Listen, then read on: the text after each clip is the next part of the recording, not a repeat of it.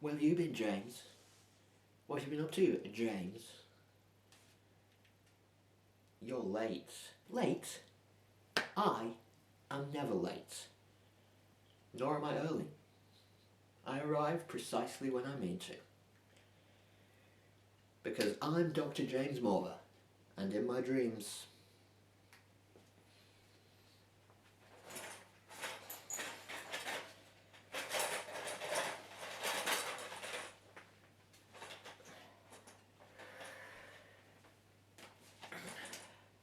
They're taking the hobbits to Isengard, to Isengard, to Isengard. They're taking the hobbits to Isengard, to Isengard, to Isengard. They're taking the hobbits to Isengard, God.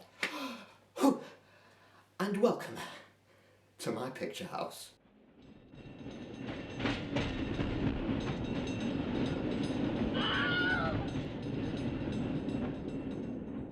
So, maybe I should explain why there was no picture house for December, January or February. I don't think I'm legally allowed to, so I'm just going to say that it was a Balrog of Morgoth. I passed out of all space and time. Nothing turned to silver glass. But anyway, I'm back now.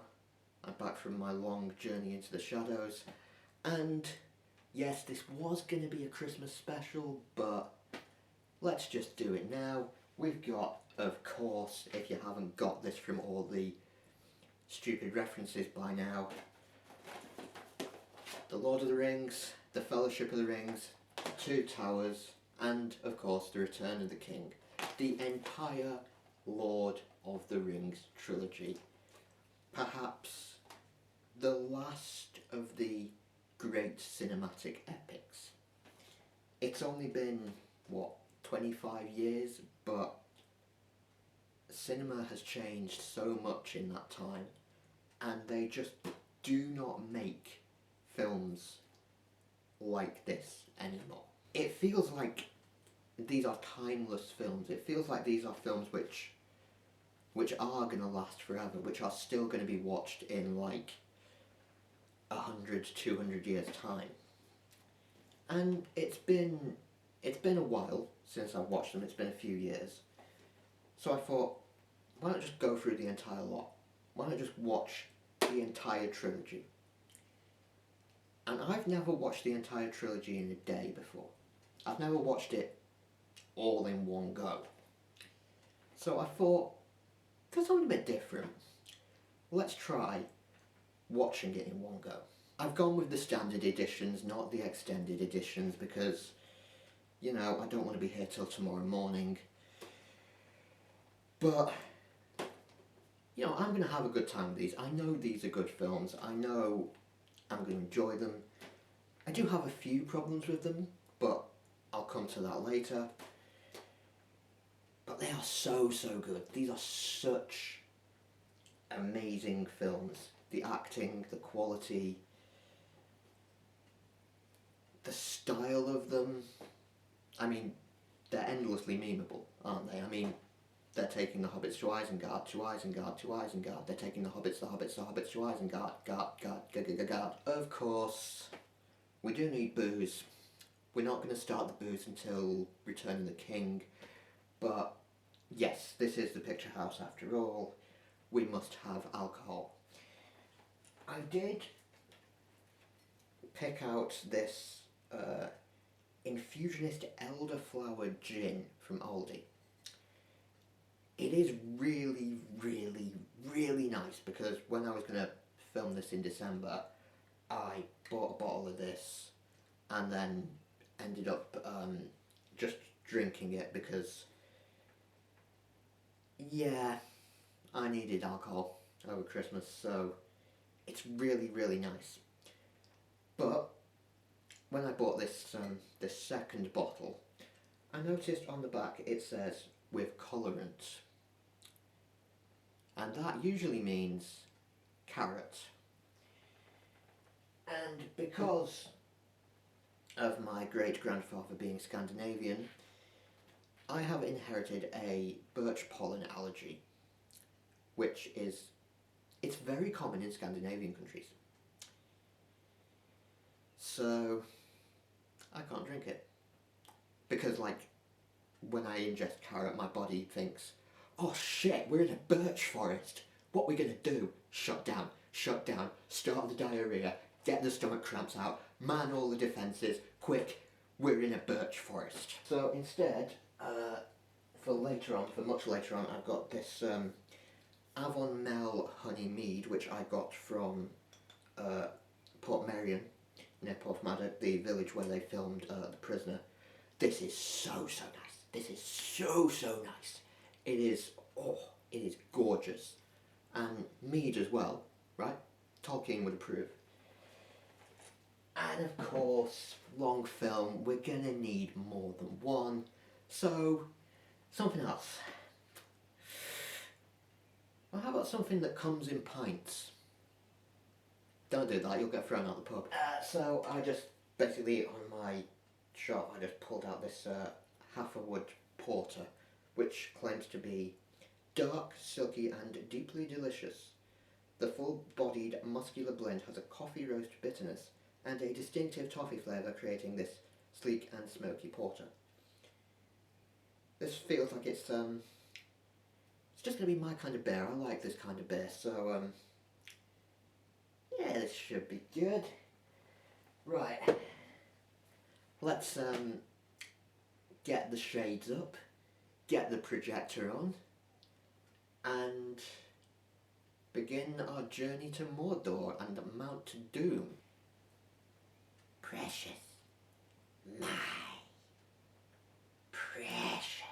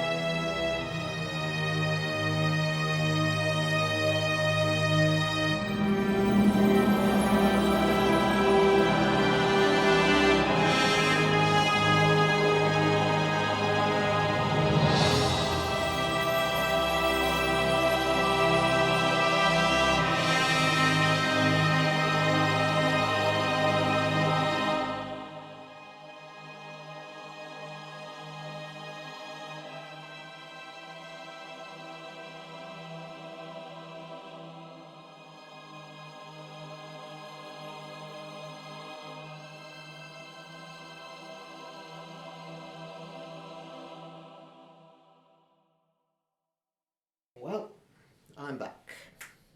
It was a long and exhausting day watching all three films together, but it was so worth it. It's something, I don't recommend doing it every time you want to watch through the trilogy, but I think it's something you should do at least once. Would you like to see a picture, Drew? There we go, that's a frontispiece for a new book I've got coming. It's called Woof Woof, I Love You. It's a gay version of Notting Hill, sort of. The main protagonist, Toby, he basically gaslights himself into believing he's living through every single Julia Roberts film at the same time. It's a rom-com. Back to Lord of the Rings. Does it stand up after all these years? Absolutely. It's stands the test of time because these are quality, well made, well thought out films. And I think the Tolkien element in them as well, that really helps, because this was a fantastic, timeless, deep, thematic story to begin with, and that has been transferred to the screen exceptionally well. Don't get me wrong, there are issues with it, but on the whole, this is a great trilogy of films. This is quality cinema. Lord of the Rings, it can't have been an easy book to adapt to the screen. And you can sort of see that in the pacing, because unlike the books, which from the start of Two Towers, it basically follows Aragorn, Merry, Pippin, Legolas, Gimli for half of it, and then it follows Frodo, Sam and Gollum for the other half in both of the last two books. First book, relatively straightforward, and I don't think the film really adapts that very well. The pacing is off, because we get long portions with what I think is the more interesting of the two storylines, the Aragorn, Legolas, Gimli storyline. The stuff in Rohan with the Rohirrim. We get like half an hour, 45 minutes of that, and then we get like 5 minutes of Sam and Frodo, and then we get maybe a couple of minutes with Merry and Pippin.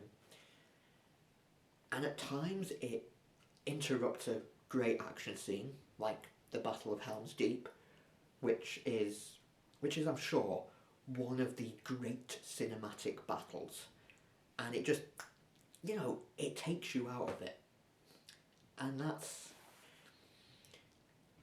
kind of disappointing. The third film as well.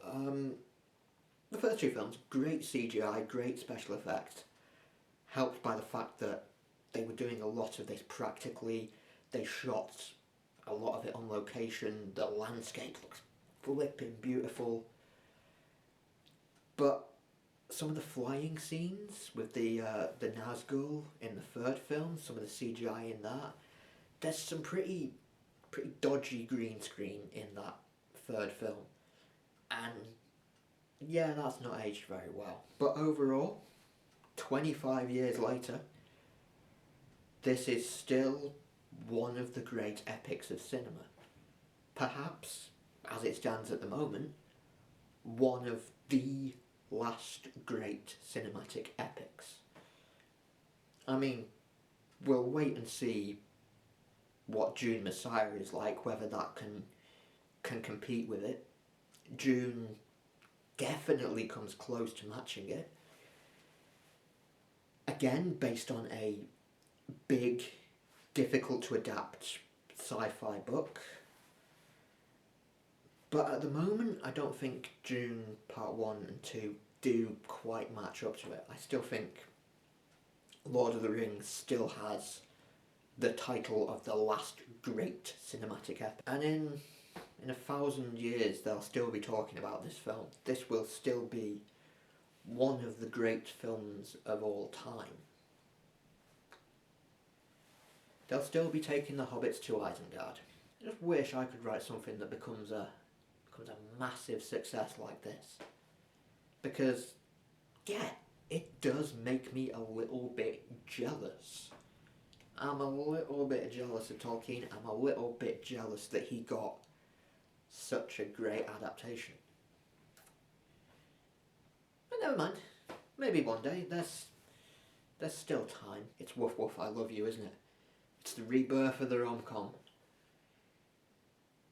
I can't call it Notting Hill 2 because that would get me in trouble, and it's not even set in Notting Hill with the same characters, so yeah. That's a while off anyway. Maybe I should do a series about like writing this rom-com book. What do you think? Let me know in the thingy down below, unless I've turned them off. So, The road goes ever on. And, oh, the beer. Yes, the beer was lovely. I really enjoyed the beer. It's just an ale, a porter, a good ale, porter ale. I'd recommend it. Yeah, I got that one from Lidl. Next film, I'm gonna try and do these a bit more often than once a month because, well, I just went to the charity shop and, well, the charity shop thrift store, and they were like, they're closing down. So they had like 10 DVDs for £1. So I got pretty much all of these lot. I got first three are just like Meatloaf in Concert, Heroes, Season 1, and I've got like 7 films here. A couple because I thought Woof Woof I Love You, so we got, it's a rom-com, so I've got When Harry Met Sally and Four Weddings and a Funeral. I've got Gravity, I've got The New World. Oh, I've got the stop motion Wind in the Willows. Got Warhorse, Lord of War. But for next month, this was going to be January's pick, but for reasons of the Balrog. Yeah, so I say next month, it might be next week. So I've got another one of my favourite films. And this is a fantastic one. I've had the disc for ages. I've been holding on to it, desperately trying not to watch it, but oh, I can't hold back anymore. I can't hold back anymore. Ooh. Stay tuned for that one, and let me know which one of these you want me to watch next.